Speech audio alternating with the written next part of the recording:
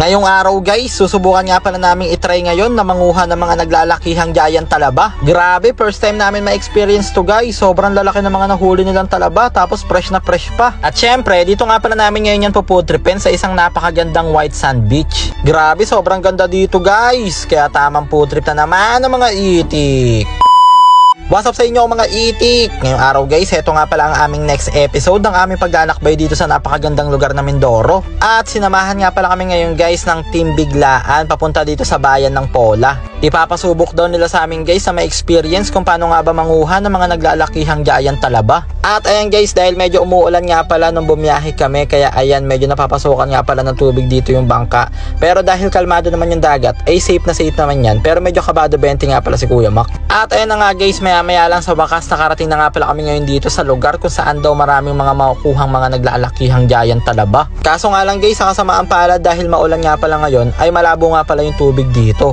Pero pag hindi daw umuulan guys, malinaw daw yan, kaya kitang kita natin dito sa yung mga naglalakihang giant talaba. Kaya ayan guys, kakapain na nga lang daw pala nila Kuya dito tsaka nila Baron, at maya nga lang ayan sobrang dami na nila nakuha dito guys, ang lalaki. At syempre para matikman nga daw pala natin dito na fresh ay may baon nga pala dito sila Kuya Biyahero ng isang bote ng suka na napakasarap at napakaanghang. Kaya tamang putrip si itik ko. At maya nga lang guys, ayan sobrang dami pa nga pala nakuha dito nila Kuya. Grabe, sobrang lalaki guys, tignan nyo naman yung loob At ayan si Plantito Mer at si Baron, talagang enjoy na enjoy dito manguha ng mga talaba. Tignan nyo naman guys yung nahuli nilang talaba dito. Grabe, sobrang laki. Pero sabi nila may mas malaki pa daw dito guys. Ang maganda daw pala sa ganito kalaking talaba na iniihaw daw to guys para mas masarap. Pwede nga rin daw pala tong gawing kilawin tsaka sisig. Grabe, sobrang nakakatakam guys. Kaya tamang putrip si Baron At maya nga lang ay ayan sobrang lalaki pa nga rin pala at sobrang dami ng mga nakuha dito ni Kuya. Bali babaunin nga pala namin to ngayon guys dahil may mapupuntahan nga pala kaming magandang spot mamaya at doon namin to iihawin. Grabe, sa wakas may experience na namin ngayon guys sa mga napapanood namin na catch and cook. Kaya ayan, dahil marami na nga pala mga nahuling talaba at may baon nga rin pala kami mga nahuling tulingan,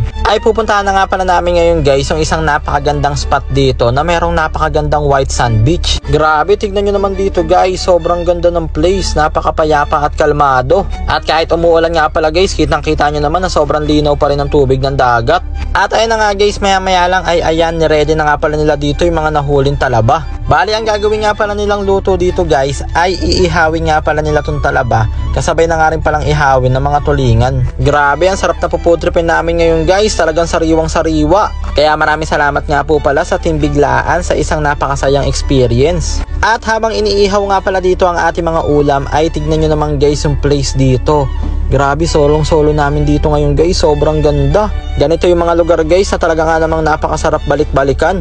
At ayun na nga guys, maya lang ay sa wakas tuto na nga pala ang ating uulamin ngayon. Kaya ayan, magpuputrip na nga pala tayo. Tamang Google Fight yung mga itik Grabe, na-craving sanitize na naman tayo ngayon guys. Kaya tamang food trip na naman ng mga itik. At ayun na nga guys, dahil nasayang na naman nga pala namin ngayon yung 3 minutes ng buhay nyo, kaya hanggang dito na lang muna. Maraming salamat sa panonood guys. Abangan nyo yung ating mga susunod na paglalakbay. I love you all.